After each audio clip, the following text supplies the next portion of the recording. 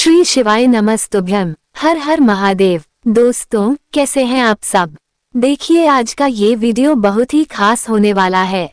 आप सभी लोग जानते हैं कि 22 जुलाई 2025 यानी मंगलवार के दिन श्रावण माह की प्रदोष तिथि पड़ रही है। और दोस्तों, कहा जाता है कि मंगलवार का दिन हनुमान जी का होता है और प्रदोष व्रत के दिन भोलेनाथ और माता पार्वती की पूजा की जाती है। और इसी दिन किया गया 11 गेहूं के दाने वाला उपाय कभी भी विफल नहीं जाता है। अगर आपने भी श्रावण महीने में यह उपाय नहीं किया है तो इस उपाय से चूकना मत दोस्तों, क्योंकि इसी दिन किया जाने वाला पंडित जी द्वारा बताया गया 11 गेहूं के दाने वाला उपाय आप लोगों को जरूर करना चाहिए। क्योंकि दोस्तों, यह एक ऐसा उपाय है जो कि इस उपाय को करने के बाद दोस्तों आपको फिर कोई और उपाय को करने की जरूरत नहीं है, क्योंकि सबसे बड़ा और सबसे नया यह उपाय पंडित जी ने अपनी अभी की शिव पुराण की कथा में ही बताया है। मैं जिस उपाय को आज हम आपको बहुत अच्छे से समझाने वाले हैं, इस वीडियो को देखने के बाद इस उपाय को समझने के लिए आपको कोई और वीडियो को देखने की जरूरत नहीं पड़ेगी। तो चलिए दोस्तों, उपायों को शुरू करते हैं। देखिए, ये दिन इतना खास होता है, इतना महत्वपूर्ण होता है। देखा गया है कभी कभी बड़े बड़े पूजा पाठ अनुष्ठान से जो मनोकामना पूर्ण नहीं होते, 22 जुलाई 2025 मंगलवार भूम प्रदोष के दिन एक छोटे से उपाय करने से ही आपकी मनोकामना पूर्ण हो जाती है। और बहुत सारे लोगों ने इस उपाय को किया भी है और उनको इस उपाय को करने का फल भी जरूर मिला है। अगर आप लोग भी इस उपाय को प्रदोष व्रत के दिन करना चाहते हैं तो आप इस उपाय को पहले अच्छे से समझ लेना, सुन लेना, उसके बाद करना। आपको इस उपाय का फल जरूर मिलेगा। और इस उपाय को कर लेने से आपके घर में चाहे किसी भी प्रकार की दुख और समस्या क्यों ना चल रही हो, चाहे आपको उसका कारण भी नहीं पता है कि भाई ये समस्या किस कारण से चल रही है, उसका कुछ भी कारण हो सकता है। जैसे पितृ दोष हो सकता है या किसी भी तरह का मंगल दोष भी हो सकता है, और भी बहुत तरह के दोष होते हैं, कुछ भी हो सकता है। पर आपको इस उपाय को करने के लिए अपने दोष को पता लगाने की भी जरूरत नहीं है। बस मंगलवार के दिन आपको इस 11 गेहूं के दाने वाले उपाय को आप लोगों को कर लेना है। यह एक ऐसा उपाय है जिस उपाय को अगर किसी विशेष दिन पर किया जाए तो भाई उस विशेष दिन का जो है वह तो हमें मिलता ही मिलता है। पर हमने उस दिन पर इस गेहूं वाले उपाय को किया है तो हमें उससे भी बड़ा फल मिलता है, और फल बहुत जल्दी मिलता है, क्योंकि आप इस उपाय को बहुत ही बड़े और विशेष दिन पर कर रहे हो। क्योंकि दोस्तों, 22 जुलाई 2025 यानी कि मंगलवार के दिन प्रदोष तिथि का बहुत ही ज्यादा बड़ा महत्व होता है।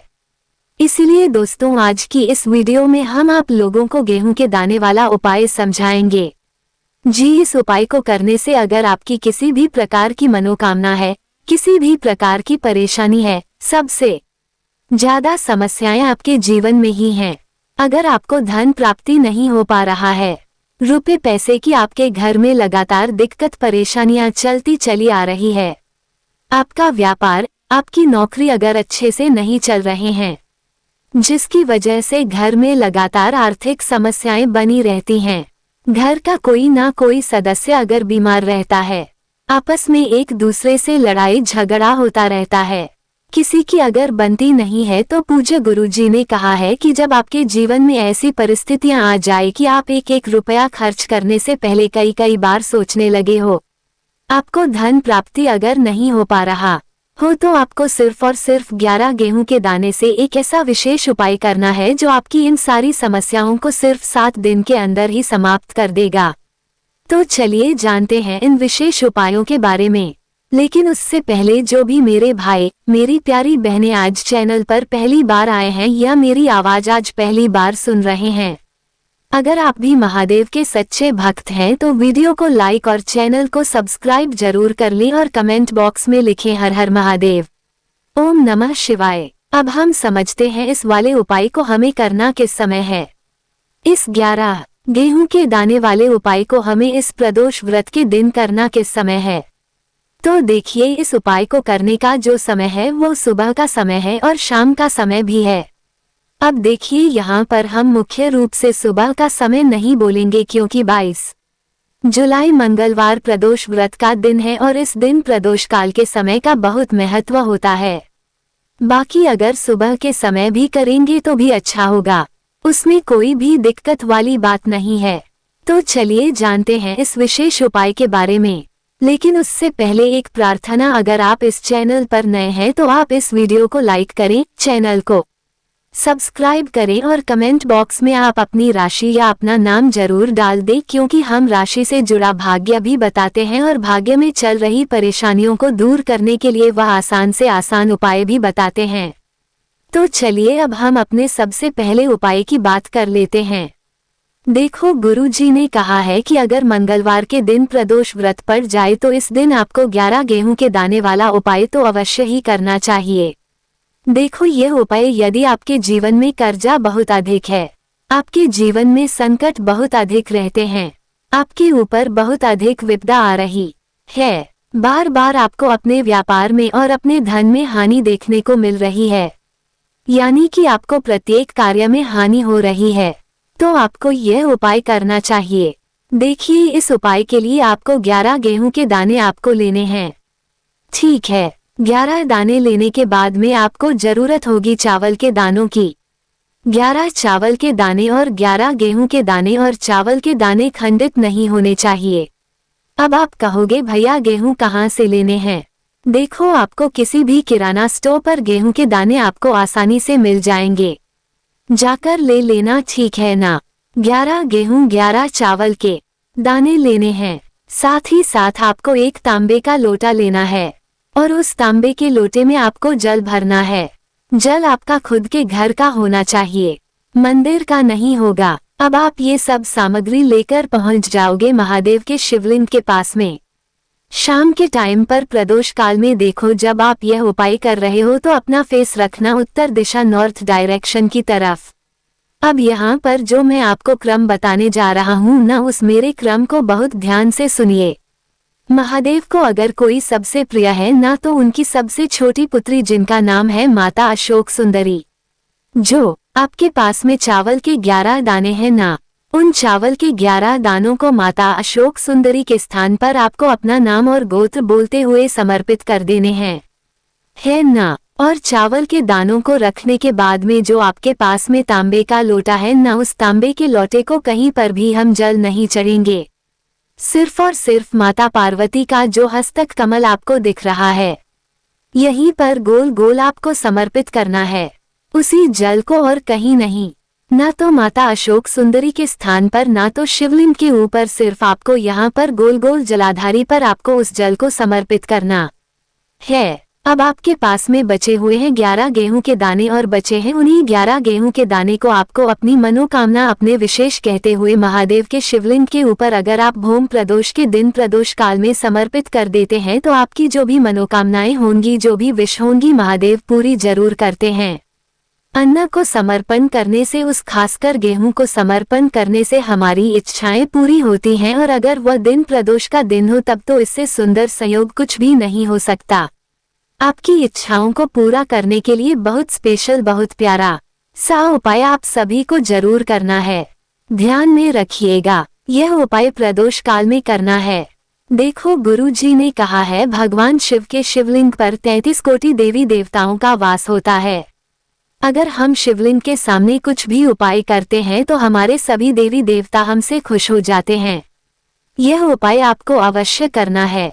देखो, सुबह के टाइम नहीं कर सकते, ठीक है। अब बात करते हैं, बताते हैं तुलसी के गमले में आपको वह कौन सी चीज डालनी है जिस उपाय को करने से आप अपने जीवन में महाधनी बन जाएंगे। इतना धन आपको मिलेगा कि कभी भी आपके धन में कमी नहीं आएगी, कभी भी आपका धन बर्बाद नहीं होगा। आपके पैसे की बर्बादी बिल्कुल आपके जीवन से रुक जाएगी। और जो लोग कहते हैं कि घर में पैसा तो आता है, पैसा रुकता नहीं है और पैसा बढ़ता नहीं है, वृद्धि नहीं हो रही है, उन्हें भी विशेष ये तीसरा उपाय प्रदोष वाले दिन जरूर करना चाहिए। तो देखिए, पहले ही आपको बता दिया कि श्री हरि विष्णु की पूजा और उनका भोग श्री मतलब तुलसी मैया के बिना अधूरा है ना। और तुलसी मैया जो है वह श्री हरि विष्णु के बिना अधूरी है। तो देखिए, जब भी आप तुलसी का कोई उपाय करेंगे तो सीधे सीधे आप श्री हरि विष्णु को प्रसन्न कर लेते हैं। अब व्यक्ति को यानी जो भी व्यक्ति है किस व्यक्ति को कितना धन देना है ये श्री हरि विष्णु के हाथ में होता है। धन देने का काम माँ लक्ष्मी करती है जो कि माँ तुलसी का ही एक रूप है। माँ तुलसी जो है यह माता लक्ष्मी का ही स्वरूप है ना। तो आपको करना क्या है, आपको लेनी है यहाँ पर हल्दी पिसी हुई जो कि श्री हरि विष्णु से जुड़ी हुई है, आपके गुरु ग्रह से जुड़ी हुई है, आपकी कुंडली में गुरु को मजबूत करती है, सुख सौभाग्य को खींचने का काम करती है, धन को बढ़ाने का काम करती है। तो एक चुटकी पिसी हुई हल्दी आपको लेनी है और यह पिसी हुई सूखी हल्दी ही आपको अपने गमले में तुलसी का पौधा जिस गमले में लगा है उसमें अच्छे से इस हल्दी को डालना है, ठीक है ना। और ओम नमो भगवते वासुदेवाय नमः इस मंत्र का जाप करना है। कितनी बार, कम से कम 11 बार जाप करना है। ओम नमो भगवते वासुदेवाय नमः इस मंत्र का जाप करते रहना है और हल्के हल्के से तुलसी के पौधे में आपको पूरे गमले में पीसी हुई हल्दी का छिड़काव करना है। तो देखिए जो व्यक्ति इस उपाय को प्रदोष व्रत के दिन कर लेता है, ऐसा समझ लीजिए अपने जीवन से नहीं आने वाली 7 पीढ़ियों के जीवन से निर्धनता और गरीबी को दूर कर देता है। क्योंकि हल्दी जो है ना ये साधारण नहीं है, हल्दी इतनी उत्तम होती है कि रातों रात आपके जीवन में चमत्कार करती है। आपने देखा होगा कि कोई भी शादी होती है, विवाह होता है ना, कोई भी ऐसा शुभ काम हम करते हैं उसमें हल्दी जरूर लेते हैं। गृह प्रवेश जब हम करते हैं तो हल्दी के स्वास्तिक का निर्माण करते हैं। कोई भी अच्छा काम करने जा रहे हैं, हल्दी उसमें लेते हैं और हल्दी जो है यह आपके गुरु ग्रह को मजबूत कर देती है। अगर कुंडली में गुरु कहीं ना कहीं मजबूत है तो इससे उत्तम उपाय आपको ऐसा समझिए प्रदोष व्रत का मिलेगा नहीं। बहुत ही उत्तम उपाय है। तुलसी के गमले में एक चुटकी पीसी हुई हल्दी डालना है, तो ये बहुत ही उत्तम उपाय है। इस उपाय को आप जरूर करें। प्रदोष वाले दिन और साल का सबसे बड़ा ये दिन है, तो इस उपाय को करने से श्री हरि विष्णु और महादेव आपसे न केवल प्रसन्न होते हैं, आपसे इतना प्रसन्न हो जाते हैं कि जीवन में कभी आपके गरीबी और निर्धनता को नहीं आने देते हैं। चलिए अब बात कर लेते हैं अपने तीसरे उपाय की, जो कि मुख्य द्वार से जुड़ा हुआ है और यह उपाय है स्थिर लक्ष्मी के वास के लिए। ऐसा पैसा आपके घर में आएगा जो आपके घर में ही रुकेगा। ऐसा पैसा कभी आपके घर में नहीं आएगा जो आपके घर से जाएगा और विशेषकर फिजूल खर्ची में जाएगा। अब आधे से ज्यादा लोगों की यही समस्या होती है कि घर में पैसा तो आता है लेकिन बहुत जल्दी घर से चला जाता है या फिर फिजूल खर्ची में चला जाता है। तो धन की बर्बादी जिन लोगों के घर में हो रही है उन्हें विशेषकर ये तीसरा उपाय करना है, या जिन लोगों के पास बिल्कुल पैसा आना बंद हो गया है, सर पर लगातार कर्जा बढ़ रहा है, उन्हें भी यह विशेष तीसरा उपाय करना है। तो देखिए आपको फिर से क्या लेना है। हल्दी लेनी है पीसी हुई जो कि श्री हरि विष्णु से ही जुड़ी हुई है ना। पीसी हुई हल्दी लेनी है और थोड़ा सा पानी डालकर उसका गाढ़ा गाढ़ा आपको पेस्ट बना लेना है। अब इसी हल्दी से आपको अपने घर में स्वास्तिक बनाने हैं। कितने स्वास्तिक? एक स्वास्तिक आपको बनाना है अपनी तिजोरी पर जिसमें आप पैसा रखते हैं। चाहे तो आप संदूक में रखते हैं, अलमारी में रखते हैं, जिस चीज में भी पैसा रखते हैं, बस वहां पर हल्दी से एक स्वास्तिक बनाना है। दूसरा स्वास्तिक आपको कहाँ बनाना है? अपने घर के मंदिर में, है ना। और 2 स्वास्तिक आपको बनाने हैं अपने घर के मुख्य द्वार पर बाहर की तरफ। हल्दी से 4 स्वास्तिक आपको बनाने हैं। 2 स्वास्तिक मुख्य द्वार पर बाहर की तरफ, एक तिजोरी पर है ना, और एक अपने घर के मंदिर में। बस यह उपाय आपने अगर प्रदोष वाले दिन कर लिया तो देखिए जो धन की तिजोरी है उसमें पैसा भरा रहेगा। कभी भी धन की तिजोरी धन से खाली नहीं होगी, क्योंकि जहाँ पर हल्दी का स्वास्तिक एक होता है वहाँ कभी धन की कमी नहीं होती है। हमेशा वहाँ पर धन की देवी माता लक्ष्मी वास करती हैं, क्योंकि हल्दी किससे जुड़ी हुई है? श्री हरि विष्णु से। और माँ लक्ष्मी कहाँ होती है? जहाँ श्री हरि विष्णु वास करते हैं। अब बात करें कि आपके घर का मंदिर जो है उसमें अगर आप एक स्वास्तिक बनाते हैं तो आपके घर से ऊर्जा जो है पूरे में ऊर्जा फैलती है ना। तो आपके घर में पॉजिटिव एनर्जी बढ़ती है। सकारात्मक ऊर्जा बढ़ाती है। जब आप अपने घर के मंदिर में हल्दी का स्वस्तिक बनाते हैं, आपके घर से बुरी शक्तियां, नेगेटिव एनर्जी जैसी चीजें बिल्कुल आपके घर में नहीं रुकती हैं। मुख्य द्वार तो इतना उत्तम होता है कि मुख्य द्वार से ही मां लक्ष्मी की नजर सबसे पहले आपके मुख्य द्वार पर ही पड़ती है। और मुख्य द्वार पर अगर आपने हल्दी के स्वस्तिक बना दिए तो मां लक्ष्मी देखते ही प्रसन्न हो जाती है, क्योंकि यह श्री हरि विष्णु से जुड़ी हुई है ना। और हल्दी के स्वास्तिक जहां पर जो व्यक्ति अपने घर के मुख्य द्वार पर बनाते हैं, ऐसा समझ लीजिए मां लक्ष्मी उनके घर में वास करती ही करती है और कभी भी ऐसे घर को फिर छोड़कर नहीं जाती है। स्थिर लक्ष्मी का वास आपके घर में होगा। ये हल्दी के स्वास्तिक वाला उपाय प्रदोष के दिन बहुत ही उत्तम है। साथ ही साथ कोशिश करें कि इस दिन गाय माता को हरी घास अवश्य खिलाएं। अगर आपको हमारी यह वीडियो पसंद आई हो तो हमारे इस वीडियो को लाइक करें, चैनल को सब्सक्राइब करें, कमेंट बॉक्स में लिखें हर हर महादेव, जय मां लक्ष्मी। अब बात करते हैं अगले उपाय। देखिए, इस उपाय के लिए आपको मात्र 5 हरे मूंग के दाने आपको साबुत लेने हैं, खंडित नहीं होने चाहिए। इस बात का ध्यान रखें। और इसी के साथ में आपको एक तांबे के पात्र के अंदर अपने घर से शुद्ध जल ले लेना है। अब दोस्तों, इन सभी सामग्रियों को लेकर के आपको सीधे पहुंच जाना है भगवान शिव के मंदिर में। देखिए, इस उपाय को भी आप सुबह भी कर सकते हैं और शाम के समय में भी कर सकते हैं। देखिए, भगवान शिव के मंदिर में पहुंचने के बाद आपके पास जो 5 हरे मूंग हैं, उनमें से पहला जो हरा मूंग है, आपको शिवलिंग के सामने जो नंदी महाराज होते हैं और उनका जो पैर उठा हुआ होता है, वहां पर आपको पहला हरा मूंग समर्पित कर देना है और आपको ओम नमः शिवाय इस मंत्र का जाप कर लेना है। फिर आपको दूसरा हरा मूंग लेना है और शिवलिंग पर जो श्री गणेश जी वाला स्थान होता है, वहां पर आपको ये दूसरा हरा मूंग समर्पित कर देना है। यानी कि शिवलिंग के सीधे तरफ आपको ये दूसरा हरा मूंग समर्पित करना है और फिर आपको ओम नमः शिवाय या फिर श्री गणेशाय नमः इस मंत्र का जाप कर लेना है। तीसरा हरा मूंग का दान आपको भगवान शिव की सबसे प्रिय पुत्री माता अशोक सुंदरी वाले स्थान पर समर्पित करना होगा। शिवलिंग की जो जलाधारी होती है, जहां से जल बह करके आता है, उसी जलाधारी के बीच में जो कहीं कहीं उठी हुई लाइन होती है सांप की आकृति के रूप में, वहीं पर आपको तीसरा हरा मूंग समर्पित करना है और फिर आपको ओम नमः शिवाय इस मंत्र का जाप कर लेना है। अब दोस्तों, चौथा जो हरा मूंग है, उससे आपको भगवान कार्तिकेय जी का जो स्थान होता है शिवलिंग पर, वहां पर आपको यह चौथा हरा मूंग का दाना समर्पित कर देना है और आपको ओम नमः शिवाय इस मंत्र का जाप कर लेना है। अब दोस्तों, आपके पास जो 5वां और अंतिम हरा मूंग बचा हुआ है, उससे आपको उससे जल के पात्र के अंदर डाल देना है और इस हरे मूंग से युक्त जल से आपको भगवान शिव के शिवलिंग का अभिषेक कर देना है। जल आपको बिल्कुल धीरे धीरे समर्पित करते जाना है और लगातार आपको शिव महापुराण के मूल मंत्र श्री शिवाय नमस्तुभ्यम इस मंत्र का जाप करते रहना है।